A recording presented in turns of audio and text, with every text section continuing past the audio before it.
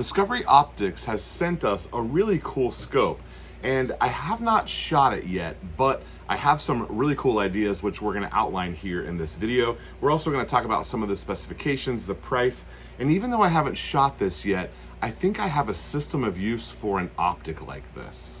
In the last couple of years, I have had the opportunity to shoot quite a few scopes. Now, previous to that, my scope experiences were very limited, but in the last couple of years, I've been trying to shoot more and more scoped optics, trying to get better and better at them. And I've come to the realization that not every gun that you make or every gun that you buy needs the premium cream of the crop scope. Now, that being said, you've got a quality gun, you better put a quality optic on there. So I think I have a system of use for an optic like this that is not a $2,500, $3,500 scope. This scope is under $500. Here it is. This is what it is. It's a giant 56. It's a giant 56, 5-25 Japanese glass, big fat turrets. Nice zoom. 5-25 is great, and it's a big scope. Now, what are we going to do with a big scope? Well, it's too heavy to be a hunting scope. This is not for hunting. I think where the Discovery Optic and this this is the ED PRS Gen 2, where this kind of came out was here in the last couple of years. People who are beginning to get into PRS shooting, they're looking for a scope. They're trying to figure out how the dial and how all of the long range shooting works. And you may or may not want to jump in if you're just learning and throw that $3,000 scope on your gun. So that's where this comes in. You can put a scope like this on and get used to the reticle. This has a Christmas tree style generic reticle, and it has entirely decent Japanese glass. It's got the ED glass in it, and the controls and things are going to be similar to some of the higher end things on the market. And so this is an option for you to do some training with. Now, I say all that, and this is certainly not a junky optic in any way. I have some really cheap optics from Amazon, and I have some really nice optics. I've got a couple of nice Vortexes, and I have, of course, my favorite is the Tract optics. But those are expensive, but they're also incredibly nice.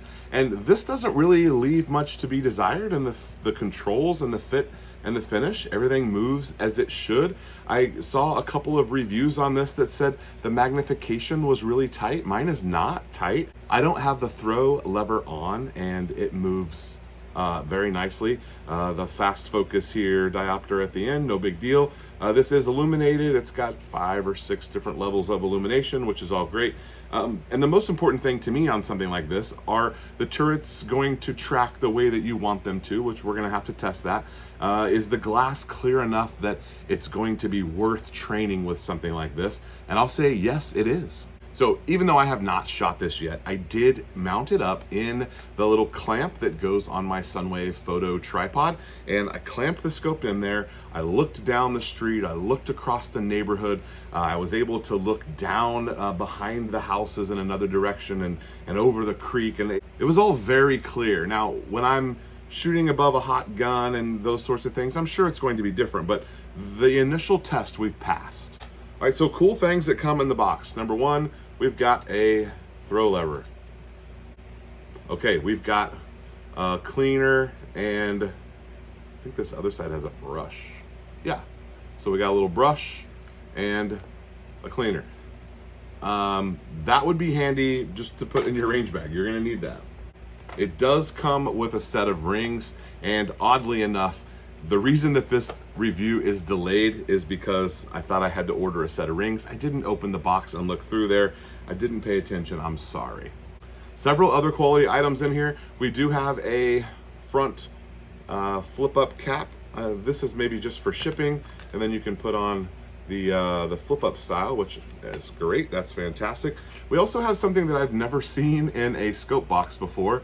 It is a scope leveling kit. So you can hook this part to your pick rail and slide your wedges in there, and it will index off the base of your scope and get your scope true to your pick rail, which is kind of handy. I think that's kind of cool.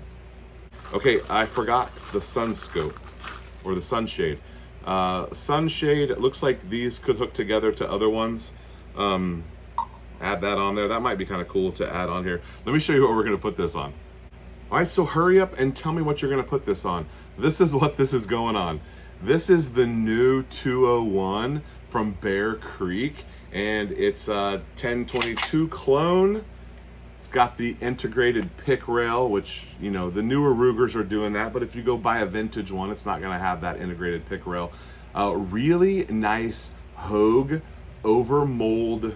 It's like cushy, rubbery, grippy. It's really great, actually. Some texturing here in the front, and what I'm most excited about is this 16-inch bull barrel. This thing is super chunky, and I think it's really cool. Long-term plans for this gun, you're just gonna have to stay tuned and find out. I've got something really fun that we're gonna do with this in the long term, but for now, we're gonna mount the PRS on here and see what we can do for some 22 accuracy. That's gonna give me a chance to get a lot of time behind the optic. I am still very much at a stage where I'm trying to get better at dialing and learning all that stuff, and just getting more and more familiar with being behind a scope. I feel like I've got to do quite a bit of it. I wanna do more. The most fun that I've had recently was out on the property with my dad about a month ago, and he was calling our steel targets up the hill, and I was shooting them with 6.5 Creedmoor. We had an absolute blast. I shot way too much ammo.